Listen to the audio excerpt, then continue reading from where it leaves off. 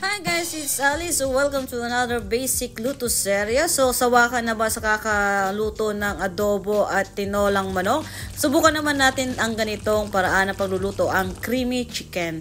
So bumili nga pala ako ng thigh part at leg part ng manok. Tapos isi-season lang natin yan ng salt, ng ground black pepper at ng red paprika. So, imamassage lang natin yan hanggang manuot ang lasa niya. Tapos ay ibabalik na rin natin at ganong procedure din ang gagawin natin. Maglalagay tayo ng salt, ng black pepper at ng red paprika. After nyan, i-separate muna natin. Ilalagay muna natin sa ref ng ilang oras o mas maganda kung overnight. At after 4 hours guys, nagayak na rin ako mga ricado sa ating gagamitin. Bawang sibuyas, ito yung cream dahil wala akong nasal cream, mushroom, soy sauce, oyster sauce, ground black pepper at ang ating main ingredients, ang chicken na marinated na natin. So ayan na, nagpainit na ako ng kawali tapos nilagyan ko na ng konting mantika dahil isi-sear natin ang ating chicken. So medyo marami-rami itong nilagay ko kaya inuna ko muna yung thigh parts tapos ay babalik na rin natin hanggang maging golden brown siya both sides. After nga natin ma-sear ay isa-set aside muna natin to. Sa same pan na pinaprituhan natin ng chicken, so magigisa na tayo dito ng bawang at sibuyas. Haluin lang natin mabuti hanggang maging translucent. Tapos mag-a-add lang ako dito ng konting magic sarap, pampa-enhance ng lasa. At isasabay natin sa pagigisa natin ng ating mushroom.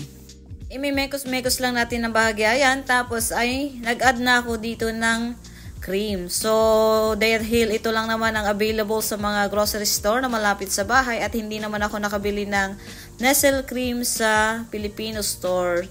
Tapos, nag-add na rin ako dito ng tubig at haluin lang natin ng bahagya. After nga natin mahalo ng bahagya yan, ay isusunod naman na natin ilagay ang ating sinear na chicken. Pero guys, nakadepende naman sa inyo kung anong parts ng chicken ang gusto nyong gamitin. Naglagay na dito ng pampalasa, ang soy sauce at saka ng oyster sauce. So, iningatan ko nga pala ang paghalo dito dahil baka umapaw. Tapos ay papakuluan lang natin siya ng about 20 to 30 minutes. So, depende sa manok na inyong ginamit. After 20 minutes nga ay binabaliktad ko ang ating chicken para naman maging even yung kulay at saka yung pagkakaluto niya. So, ayan, medyo luto na ang ating creamy chicken with mushroom. So, ayan, may konting baliktad pa ulit. Tinikman ko kung ano pang i-adjust natin na lasa, pero para sa akin ay sakto na. Pinakulong ko pa to ng another 5 minutes para sigurado tayo na malambot at savory ang ating chicken. So, ayan, huhusgahan na natin. Kailangan natin na kunyari ng plating. Hindi naman mawawala ang kanin pag ganito ang ulam natin, syempre. Siyempre, props lang yung kunyari, isang cup na kanin lang. Pero pag ganito naman talaga ang niluto mong ulam, mapaparami talaga ang kanin. At ayan na nga, nagtoppings pa ako ng garlic. Nagfry ako ng garlic at ng konting spring onion. Garnish ba? O, diba? Para mas magandang tingnan at mas nakakaganang kumain pag maganda ang itsura ng ating kinakain.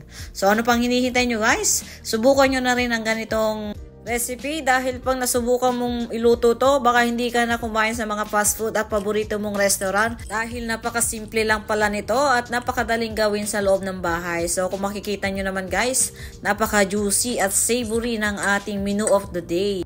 Alam kong natakam ko na naman kayo sa ating menu of the day, kaya kung sawa ka na sa lutong tinola at adobong manok, subukan mo na rin ang ating creamy chicken mushroom. Solid to guys!